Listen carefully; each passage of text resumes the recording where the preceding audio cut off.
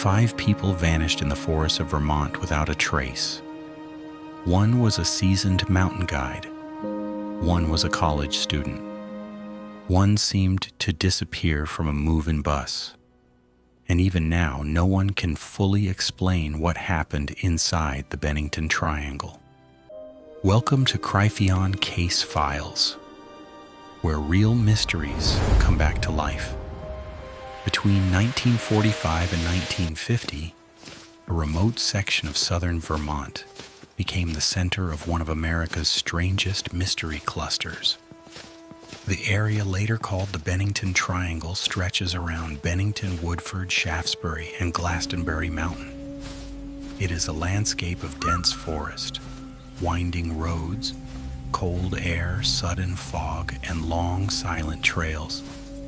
Beautiful in daylight, but deeply unsettling once you realize how many people entered these woods and never returned.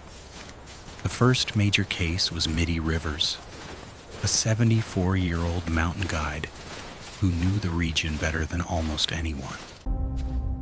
In November of 1945, he was leading a group of hunters through the wilderness. Rivers walked slightly ahead, just as an experienced guide would. For a moment, no one thought anything was wrong.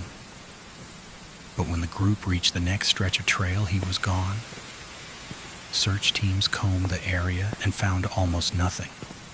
Only a single rifle cartridge lying on the ground. No clear footprints, no struggle, no answer. Then came Paula Jean Weldon. In 1946, the 18-year-old college student set out alone on Vermont's long trail. Witnesses saw her walking in a bright red coat, calm and unhurried, before she rounded a bend and vanished from sight. That brief glimpse became the last confirmed sighting of her alive. A massive search followed. Volunteers, police, and investigators swept the mountains and woods for days. They found no body, no clothing, and no trace of where she went. Her disappearance shook Vermont so deeply that it helped drive the creation of the state police. In 1949, the mystery became even stranger. James Tedford was said to be traveling on a bus through the region.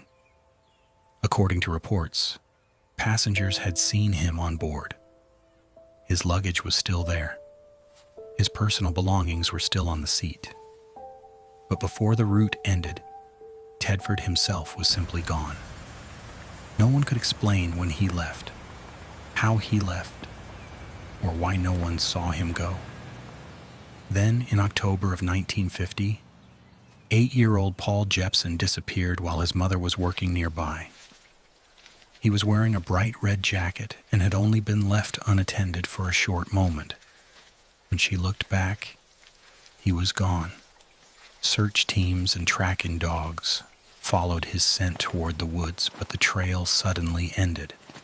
That same month, another hiker named Frida Langer vanished after becoming separated from her group. She had reportedly gotten wet and said she would return to camp to change clothes. She never arrived. Months later, her body was found in an area that had already been searched multiple times, raising even more questions about what had really happened in those mountains. Skeptics say the answer may be simple: dangerous terrain, harsh weather, bad luck, and human error. Others suspect hidden violence, an unknown predator, or crimes that were never solved. And then there are the darker theories: local folklore, strange lights, compass failures, and the idea that something about Glastonbury Mountain has always been wrong. Maybe these cases are only tragic coincidences connected by fear and isolation. Or maybe the Bennington Triangle is one of those rare places where the wilderness seems to swallow people whole, leaving behind only rumors, silence, and unfinished questions. Even today, the forests around Glastonbury Mountain remain quiet, beautiful, and unsettling, and the mystery of the Bennington Triangle still refuses to disappear. Some places do not let go of the people who enter them,